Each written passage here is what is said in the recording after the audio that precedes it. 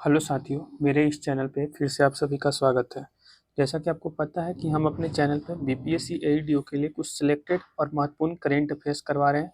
अब आप लोगों के पास ज़्यादा समय नहीं बचा हुआ है। जैसा कि हम जो इस वीडियो में जो करेंट अफेयर्स करवा रहे हैं, वो मार्च 2025 से लेकर के मार्च 2026 तक करवाएंगे। और इसके पहले मेरा 19 वीडियो का प्लेलिस्ट बना हुआ है चैनल पे, आप लोग जा करके वो पूरा वीडियो देख जाइएगा, क्योंकि लगभग हम करेंट अफेयर्स करवा दिए हैं। तो अब हम करेंट अफेयर्स पे समय कम देंगे और बाकी सब्जेक्ट पे ज़्यादा समय देंगे।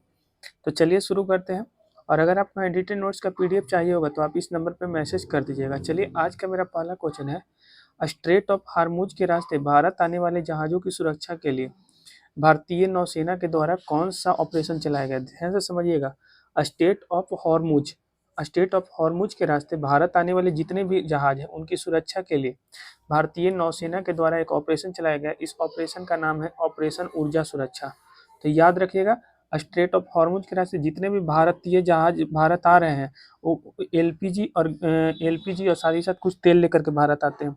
तो उनकी सुरक्षा के लिए भारतीय नौसेना के द्वारा ऑपरेशन ऊर्जा सुरक्षा चलाया गया है। अगला क्वेश्चन है, ऑस्कर पुरस्कार 2026। तो देखिए, ऑस्कर पुरस्कार 2026 में सबसे पहले बनेगा कि बेस्ट फिल्म यानी सर्वश्रेष्ठ फिल्म का अवार्ड किस फिल्म को दिया गया है? तो वन बैटल आफ्टर अनदर जो फिल्म है ना, इसको बेस्ट फिल्म के अवार्ड दिया गया है। और क्वेश्चन पूछा जाएगा कि ऑस्कर पुरस्कार 2026 में के अनुसार बेस्ट एक्टर यानी कि सर्वश्रेष्ठ अभिनेता का अवार्ड किसे दिया गया है? तो माइकल बी जॉर्डन को दिया गया है। और ये फिल्म सीनर्स के लिए दिया गया है। फिल्म सीनर्स के लिए माइकल बी जॉर्डन को बेस्ट एक्टर का अवार्ड दिया गया है। और बेस्ट एक्ट्रेस का जो अवार्ड है वो जेसी बकले को दिया गया है हैमलेट फिल्म के लिए। तो ये सभी फैक्ट याद रखिएगा। ऑस्कर पुरस्कार 2026 के अनुसार बेस्ट फिल्म का अवार्ड किसे दिया गया है? तो वन बैटल आफ्टर अनदर को। Best actor Michael B Jordan को। और बेस्ट एक्ट्रेस का अवार्ड किसे दिया गया है? तो जेसी बकले को दिया गया है। तो तीनों फैक्ट याद रखिएगा। अगला क्वेश्चन है कि नेपाल के सबसे युवा पीएम कौन बने हैं? तो नेपाल के सबसे युवा पीएम बालेंद्र शाह को बनाया गया है। तो नेपाल के सबसे युवा पीएम कौन बने हैं? तो बालेंद्र शाह बने हैं। चलिए आगे। आईसीसी पुरुष टी20 वर्ल्ड कप 2026 का विजेता कौन बना है? आईसीसी पुरुष टी20 वर्ल्ड कप 2026 का बात हो रहा है। तो इसमें जो विजेता है वो भारत बना है। और भारत कुल तीसरा आईसीसी टी20 वर्ल्ड कप जीत लिया है। और ये जो है, इसमें विजेता तो भारत रहा, उप विजेता कौन रहा? तो न्यूजीलैंड रहा उप विजेता। और इसका मेजबानी कौन कर रहा है? तो किया था तो भारत और श्रीलंका इसका मेजबान देश था। ठीक है, एक बात और याद रखिएगा कि इसमें विजेता टीम को जो है ना 27.48 करोड़ के आसपास रुपया राशि दिया गया। तो आईसीसी पुरुष टी20 वर्ल्ड कप 2026 का विजेता कौन बना? तो भारत। उप विजेता न्यूजीलैंड। इसका मेजबानी यानी आयोजन कहाँ पे हुआ? इंडिया और श्रीलंका में हुआ। आगे चलिए। अगला है ना कि ईरान से अपने नागरिकों को वापस लाने के लिए भारत के द्वारा कौन सा ऑपरेशन चलाया गया? ईरान से अपने नागरिकों को वापस लाने के लिए भारत की तरफ से कौन सा ऑपरेशन चलाया गया? तो ऑपरेशन स्वदेश चलाया गया। तो ये भी फैक्ट याद रखिएगा। चलिए अगले क्वेश्चन की तरफ चलते हैं। देखिए, यूपी का जो राज्यपाल भवन है ना, यूपी का राज्यपाल भवन, इसका नया नाम मतलब अब इसका नाम बदल गया है।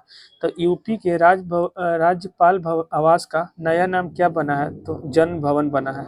तो याद रखिएगा, यूपी के जो राज्यपाल आवास है इसका नया नाम क्या रखा गया है? तो जन भवन रखा गया है। अगला क्वेश्चन है, ICC champion trophy 2025। ICC champion trophy 2025 का विजेता कौन है? तो भारत।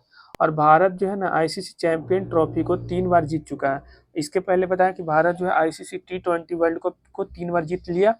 और इसी तरीका से आईसीसी चैंपियन ट्रॉफी को भी भारत जो है वो 3 बार जीत चुका है। 2025 में विजेता बना भारत, उप विजेता सेम देश बना न्यूजीलैंड। क्वेश्चन पूछा जा सकता है कि आईसीसी चैंपियन ट्रॉफी 2025 के अनुसार गोल्डन बॉल का अवार्ड किसे दिया गया? तो मैट हेनरी को दिया गया, जो कि न्यूजीलैंड के प्लेयर है। और गोल्डन बैट का अवार्ड किसे दिया गया? तो सचिन रविंद्रन को दिया गया, ये भी न्यूजीलैंड के थे। तो गोल्डन बॉल और गोल्डन बैट दोनों का अवार्ड जो है ना वो न्यूजीलैंड के ही प्लेयर को मिला, लेकिन गोल्डन बॉल का अवार्ड मिला मैट हेनरी को। और गोल्डन बैट का अवार्ड मिला सचिन रविंद्रन को। और आईसीसी चैंपियन ट्रॉफी 2025 का विजेता कौन था? तो भारत। और उप विजेता कौन था? तो न्यूजीलैंड था। अगला क्वेश्चन है एन राजम। देखिए एन राजम जिनको कि 2026 में पद्म विभूषण का अवार्ड दिया गया, तो इनका संबंध कौन से वाद्य यंत्र से, क्वेश्चन ऐसा बन सकता है। तो एन राजन जिसको कि 2026 में पद्म विभूषण का अवार्ड दिया गया, इनका संबंध वायलिन से है, तो ये वायलिन वाद्य यंत्र वादक है, तो ये भी याद रखिएगा। एन राजम जिनको कि 2026 में पद्म विभूषण अवार्ड दिया गया और इनका संबंध काची से है, तो वायलिन से है। देखिए बता देते हैं पद्म पुरस्कार 2026 में कुल 131 लोगों को दिया गया। तो पहला क्वेश्चन यही बन सकता है कि पद्म पुरस्कार 2026 में कुल कितने लोगों को दिया गया, तो 131 लोगों को, जिसमें कि पद्म विभूषण 5 लोगों को दिया गया, पद्म भूषण 13 लोगों को दिया गया और पद्म श्री 113 लोगों को दिया गया। तो इस सभी फैक्ट याद रखिएगा। 2026 में जो पद्म पुरस्कार है कुल 131 लोगों को दिया गया, जिसमें 5 को पद्म विभूषण, 13 को पद्म भूषण और 113 को पद्म श्री दिया गया, जिसमें से मरणोपरांत जो है ना पद्म अवार्ड जो है 116 लोगों को दिया गया, सिर्फ 16 लोगों को मरणोपरांत दिया गया। तो ये भी फैक्ट याद रखिएगा।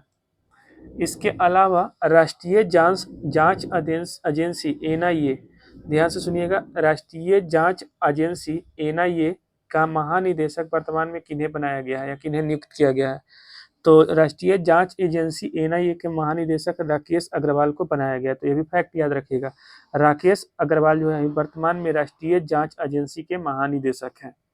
इसके अलावा ऑस्ट्रेलियन ओपन 2026 का खिताब कौन जीता, तो कार्लोस अल्कराज। ऑस्ट्रेलियन ओपन 2026 का अवार्ड किसने जीता, तो कार्लोस अल्कराज ने जीता। अगला क्वेश्चन है कि भारत में कुल रामसर साइट अभी वर्तमान में कितने हो गए, तो 98, ठीक, जिसमें से 97वें नंबर का जो है वो पटना पक्षी अभयारण्य जो कि यूपी का एक पक्षी अभयारण्य है, और जो 98वां है वो छारी दांड है जो कि कच्छ में पड़ता है। तो ये दोनों फैक्ट याद रखेंगे। वर्तमान में कुल कितने रामसर साइट हो गए, तो 98 हो गए। चलिए नेक्स्ट पेज की तरफ चलते हैं। ये सभी क्वेश्चन जो है एग्जाम के पर्सपेक्टिव से काफ़ी इंपॉर्टेंट है, आप लोग इसको ध्यान से सुनिएगा। अगला क्वेश्चन है WPL 2026 का विजेता कौन बन गया है, तो WPL 2026 का विजेता आरसीबी बन गया है। तो ये भी फैक्ट याद रखिएगा कि world premier women premier league, जैसे आईपीएल होता है तो इंडियन प्रीमियर लीग, उसी तरीका से वोमेन प्रीमियर लीग होता है, उसका 2026 का विजेता कौन बना, तो आरसीबी बना। अगला क्वेश्चन है कि भारत का पहला संप्रभु एआई पार्क की स्थापना कहाँ पे किया गया। भारत का पहला संप्रभु एआई पार्क का स्थापना बात हो रहा है, तो भारत का पहला संप्रभु एआई पार्क का स्थापना तमिलनाडु में किया गया। ये भी फैक्ट याद रखिएगा। इसके अलावा 2025 में जो मिस वर्ल्ड है वो कि कौन, मिस वर्ल्ड जो 2025 में बनी है वो कौन बनी है, तो ओपाल सुचाता चुआंगसरी। तो याद रखिएगा कि ओपाल सुचाता चुआंगसरी जो है वो 2025 में मिस वर्ल्ड बनी थी, और ये कहाँ के रहने वाली थी, तो थाईलैंड की रहने वाली थी। 2025 में जो मिस वर्ल्ड मिला वो 72वें नंबर का था, और इसका आयोजन जो है हैदराबाद के तेलंगाना में किया गया था। तो ये सभी फैक्ट याद रखिएगा। तेलंगाना के हैदराबाद में इसका आयोजन हुआ था, संस्करण था 72वां, और दिया गया था ओपाल सुचाता चुआंगसरी को मिस वर्ल्ड 2025 का खिताब। अगला क्वेश्चन है कि बीसीसीआई ने इंडियन टीम का नया जर्सी प्रयोजक किसे बनाया है। तो देखिएगा कि बीसीसीआई जो भारतीय टीम होता है ना, खास करके क्रिकेट टीम, उसके जर्सी पे जो है अपोलो टायर्स का आपको लोगो दिखाई देता है। तो बीसीसीआई ने इंडियन टीम का नया जर्सी प्रयोजक किसे बनाया है, तो अपोलो टायर्स को बनाया। तो ये फैक्ट याद रखिएगा। इसके अलावा इंदिरा गांधी शांति पुरस्कार 2025 किसे दिया गया है, तो इंदिरा गांधी शांति पुरस्कार 2025 मिशेल बैचलेट को दिया गया है, और ये चिली की पूर्व राष्ट्रपति है। तो चिली के पूर्व राष्ट्रपति मिशेल बैचलेट को इंदिरा गांधी शांति पुरस्कार 2025 दिया गया है।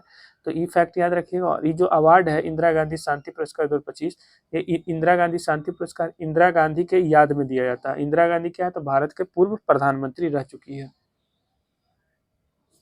इसके अलावा अगला क्वेश्चन है कि ग्रीन टैक्स। देखिए ग्रीन टैक्स जो है ना उत्तराखंड के द्वारा लगाया गया एक टैक्स है। इसमें क्या होता है कि दूसरे राज्य से जो भी वाहन उस राज्य में प्रवेश करती है, तो उस पर जो एक छोटा सा टैक्स लगाया जाता है, जो टैक्स 80 रुपये से लेकर के 700 रुपये तक का होता है। तो ये ग्रीन टैक्स जो है उत्तराखंड के द्वारा लगाया जाने वाला एक टैक्स है, जिसके तहत दूसरे राज्य से आने वाले वाहनों पर टैक्स लगाया जाता है। तो ये फैक्ट याद रखिए। इसका उद्देश्य है प्रदूषण को कम करना, यही इसका उद्देश्य है ग्रीन टैक्स का। अगला है छठा विन वैक्स। देखिए नाम ध्यान दीजिएगा, विन वैक्स। तो जो छठा विन वैक्स जो अभ्यास है, युद्धाभ्यास, वो भारत और वियतनाम के बीच में होने वाला युद्धाभ्यास है। पहले तो भिनबैक्स अभ्यास किन किन दो देशों के बीच में होने वाला अभ्यास है, तो भारत और वियतनाम के बीच में। जो इसका छठा संस्करण है, इसका आयोजन कहाँ पे किया गया है, तो हनोई में किया गया है। तो ये फैक्ट याद रखिएगा। चलिए नेक्स्ट पेज की तरफ चलते हैं। अगला क्वेश्चन है कि G20 शिखर सम्मेलन 2025, जो G20 शिखर सम्मेलन 2025 है, इसका आयोजन कहाँ पे किया गया, तो साउथ अफ्रीका के जोहान्सबर्ग शहर में किया गया है। G20 शिखर सम्मेलन 2025 का आयोजन कहाँ पे किया गया है, तो साउथ अफ्रीका के जोहान्सबर्ग शहर में किया गया है। इसका थीम क्या रहा, तो थीम रहा एकजुटता, समानता और अस्थिरता। एकजुटता, समानता और अस्थिरता इसका थीम रहा। लेकिन याद रखिएगा कि 2025 में जो G20 शिखर सम्मेलन का बैठक हुआ था, ये 20वां नंबर का बैठक था। कितने नंबर का था, 20वां नंबर का। और अगर 19वां पूछे तो 19वां जो है ब्राजील में आयोजन हुआ था 2024 में, और 21वां जो है यूएसए में होगा 2026 में। तो जो 2025 वाला हुआ था ना, उसका आयोजन साउथ अफ्रीका के जोहान्सबर्ग में हुआ था। 2024 वाला ब्राजील में हुआ था, और जो आने वाला 2026 है यानी इस साल जो है इसका आयोजन यूएसए में होगा। तो ये याद रखेगा फैक्ट। अगला है पढ़ाई विथ एआई पहल। पढ़ाई विथ एआई पहल किस राज्य का पहल है, तो हिमाचल प्रदेश का यह एक पहल है। इसके द्वारा एआई आधारित डिजिटल लर्निंग, मतलब इसमें क्या है, इस पहल के द्वारा कोई भी जो विद्यार्थी हैं वो एआई आधारित लर्निंग कर सकता है। तो यही इसका मुख्य उद्देश्य है। सिंपल से ये याद रखिएगा कि पढ़ाई विथ एआई पहल किसके द्वारा शुरू किया गया है, तो हिमाचल प्रदेश के द्वारा शुरू किया गया है। अगला है सैफ अंडर 19 फुटबॉल चैंपियनशिप 2026 का विजेता कौन है, तो भारत। इसका आयोजन कहाँ पे हुआ, तो नेपाल में हुआ। तो इस सैफ अंडर 19 फुटबॉल चैंपियनशिप 2026 का आयोजन कहाँ पे हुआ, तो नेपाल में, और विजेता कौन है, तो भारत है। और आज का लास्ट क्वेश्चन है, सीआईएसएफ के वर्तमान में महानिदेशक कौन है, तो परवीर रंजन है वर्तमान में सीआईएसएफ के महानिदेशक। और इन्होंने किसका जगह लिया है, तो राजविंदर सिंह भट्टी का जगह लिया है।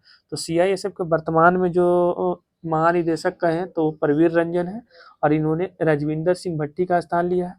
सीआईएसएफ के बारे में कुछ हम समझ लेते हैं, स्टैटिक पार्ट पोर्शन।